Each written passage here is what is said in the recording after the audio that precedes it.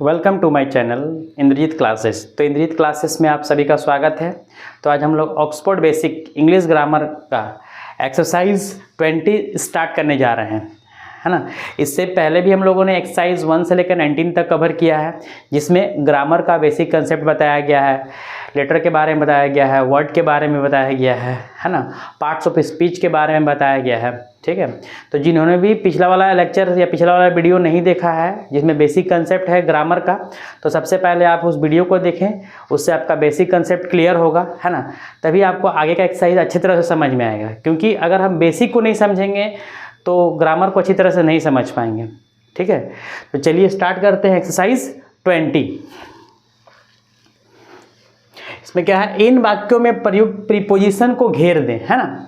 इस जैसे कि ये हम लोग को 1 से लेके 16 तक सेंटेंस है। इसमें क्या करना है कि इस वर्ड, इसमें बहुत सारा मतलब 16 को सेंटेंस है।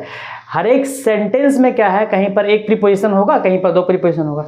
तो क्या करना है, उसको हमको चूज करना है, मतलब कि जहाँ प्रीपोजिशन मिलेगा उसको क्या करना है, सर्कल कर देना है।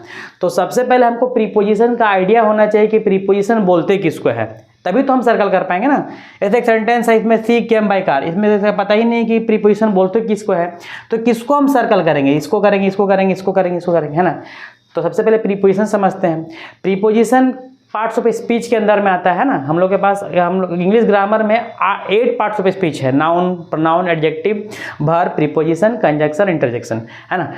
तो ये हम लोग का 7वां नंबर है। तो प्रीपोजिशन क्या होता है, प्रीपोजिशन एक ऐसा वर्ड है जो क्या करता है कि सेंटेंस में आकर के नाउन या प्रोनाउन का रिलेशन, मतलब संबंध जो है किसी और, जैसे कि सेंटेंस में और जो वर्ड है उसके साथ स्थापित करता है, और क्या करता है कि संबंध को जोड़ता है। जैसे कि यहाँ पर आई लिव इंडिया, अगर हम लिखते हैं आई लिव इंडिया, तो ये सेंटेंस क्या होता है, कंप्लीट नहीं होता। तो इन जो आया, क्या हुआ, यानी कि इन जो वर्ड है क्या किया कि यहाँ इंडिया के साथ क्या किया, अपना संबंध स्थापित किया। तो प्रीपोजिशन एक ऐसा वर्ड है जो सेंटेंस में आकर के नाउन या प्रोनाउन के साथ, जो उसमें नाउन या प्रोनाउन है ना, उसका रिलेशन किसी और वर्ड के साथ क्या करता है, कराता है, जिससे सेंटेंस क्या हो जाए, पूरा हो जाए मेरा, है ना। जैसे आई लिव इंडिया, तो ये सेंटेंस क्या होता है, अधूरा होता है। तो यहाँ इन क्या किया कि यहाँ पर इन आकर क्या किया कि अपना संबंध स्थापित किया, किसके साथ, इंडिया के साथ, है ना। आई लिव इन इंडिया मतलब है भारत में रहता हूँ, तो इन का मतलब होता है मैं, है ना। तो इन आकर के क्या किया, यहाँ पर संबंध स्थापित किया दूसरे वर्ड के साथ, है ना। ऐसे क्या हो गया, सेंटेंस क्या हो गया, पूरा हो गया, है ना। तो इसी तरह हर एक वर्ड में, हर एक सेंटेंस में क्या होगा, प्रीपोजिशन कहीं ना कहीं दिया होगा, है ना, कि जो नहीं रहेगा तो सेंटेंस क्या हो जाएगा, अधूरा हो जाएगा, है ना। मतलब वो क्या करता है, संबंध स्थापित करता है, आकर के नाउन या प्रोनाउन के साथ रिलेशन बनाता है, किसी और वर्ड के साथ क्या करता है, रिलेशन बनाता है ना, जिससे क्या होता है, सेंटेंस जो है हम लोग का क्या होता है, पूरा हो जाता है। ठीक है, और इसको समझने के लिए कुछ लिस्ट भी बताए हैं साइड में, लिस्ट ऑफ प्रीपोजिशन, मतलब कि क्या क्या वर्ड जो है प्रीपोजिशन में हो सकता है। ठीक है, जैसे कि इन का मतलब क्या होता है, में, है ना, तो इन एक प्रीपोजिशन हो गया। इनटू का मतलब ही में, इन और इनटू दोनों में अंतर है। इन का मतलब में, मतलब कि जैसे कि आई लिव इन इंडिया, मैं भारत में रहता हूँ, और इनटू का मतलब है, इनटू का मतलब गति में, जब हम चल रहे हैं तब वहाँ पर इनटू लगेगा, है ना। जैसे ही जम्प्ड इनटू द रिवर, उस नदी में कूद गया, तो कूदा तो क्या हो, गति में आया, तो वहाँ पर इनटू लगेगा।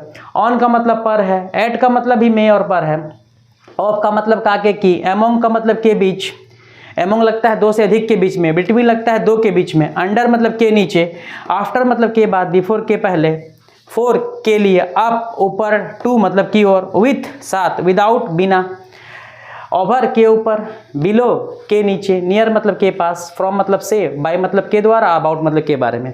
तो ये कुछ लिस्ट है प्रीपोजिशन का, है ना, जो कि हमको सेंटेंस में यहाँ पर देखने को मिलेगा, है ना।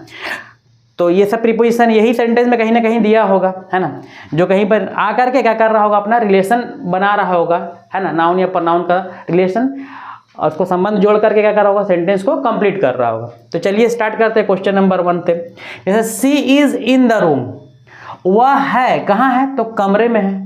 तो यहाँ पर इन क्या हो गया, प्रीपोजिशन, है ना। अभी हम यूजेज नहीं बता रहे हैं, यूजेज प्रीपोजिशन का बहुत सारा यूज है, फिर डिटेल में जाएंगे तो आगे के एक्सरसाइज में देखेंगे, या अलग से प्रीपोजिशन पढ़ाएंगे, उसमें हम डिस्कस करेंगे इसके बारे में। ऐसे कि क्या है, सी इज इन द रूम, मतलब वो कहाँ है, कमरे में है। तो सी तो प्रोनाउन है, रूम नाउन है, और इन क्या किया, ये नाउन, ये प्रोनाउन और नाउन का क्या किया, आ करके रिलेशन जोड़ दिया है ना, कि वह है कहाँ है, कमरे में। तो यहाँ प्रोनाउन है सी और रूम क्या है, नाउन। तो नाउन और प्रोनाउन का क्या किया, संबंध स्थापित कर दिया। तो यहाँ पर इन क्या है, मेरा प्रीपोजिशन है ना। Look at the black board, देखो, किसको देखो, ब्लैक बोर्ड। एट का मतलब होता है पर, ब्लैक बोर्ड पर देखो या ब्लैक बोर्ड को देखो, यहाँ पर लिखे भी है ना।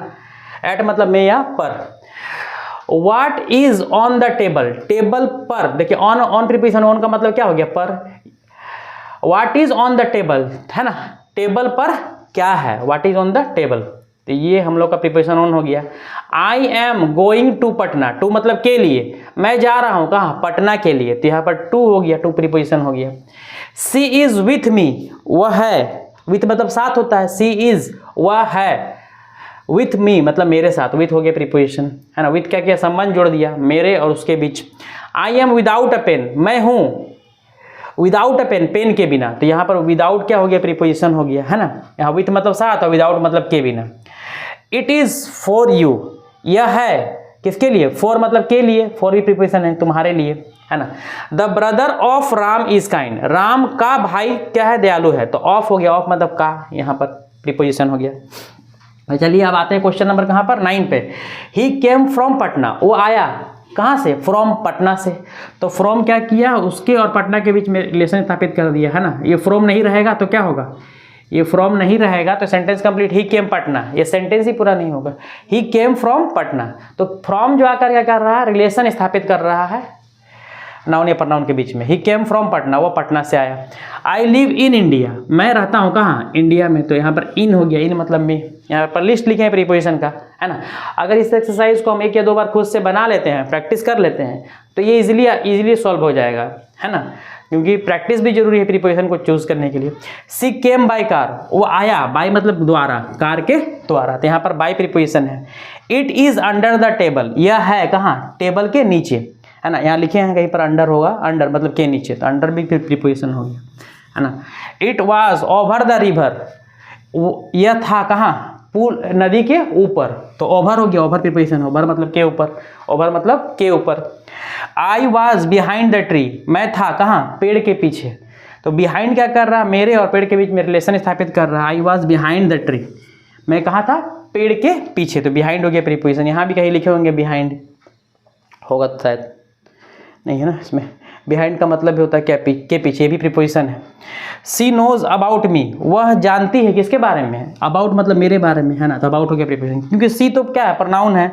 नो मतलब जानना, वर्ब हो गया। मी हो गया प्रोनाउन, आई वी सब मी। तो बचा कौन, अबाउट। अबाउट हो गया क्या, preposition. He is between Ram and Ravi, यहाँ लिखे हैं बिटवीन और अमोंग। बिटवीन का यूज होता है 2 आदमी के बीच में, और अमोंग का यूज होता है 2 से अधिक के आदमी के बीच में। तो बिटवीन मतलब 2 है ना। ही इज बिटवीन, वह है राम एंड रवि, वो राम और रवि के बीच में है। तो बिटवीन हो गया प्रीपोजिशन, राम और रवि के बीच में रिलेशन है ना। तो ये हम लोग का लास्ट क्वेश्चन था। तो इस तरह हम लोग का एक्सरसाइज 20 कंप्लीट होता है। उसमें कुछ लिस्ट दिए हैं प्रीपोजिशन का। अगर इसको हम थोड़ा सा प्रैक्टिस करते हैं तो इजीली हम इस एक्सरसाइज को सॉल्व कर सकते हैं है ना। तो नेक्स्ट वीडियो में हम लोग एक्सरसाइज 21 को कवर करेंगे। अगर आपको बेसिक अच्छा तरह से समझना है ग्रामर का, तो आप पिछला वाला एक्सरसाइज देखें है ना, जिसका लिंक वीडियो के डिस्क्रिप्शन में दिया गया है। Thank you. नेक्स्ट वीडियो में हम एक्सरसाइज 21 को कवर करेंगे है ना। इसी तरह हम पूरा जो ऑक्सफोर्ड बेसिक इंग्लिश ग्रामर है, इसका हम लोग पूरा डिटेल में 1 से लेकर शायद 60 तक एक्सरसाइज है पूरा, उसको कवर करेंगे है ना। Thank you.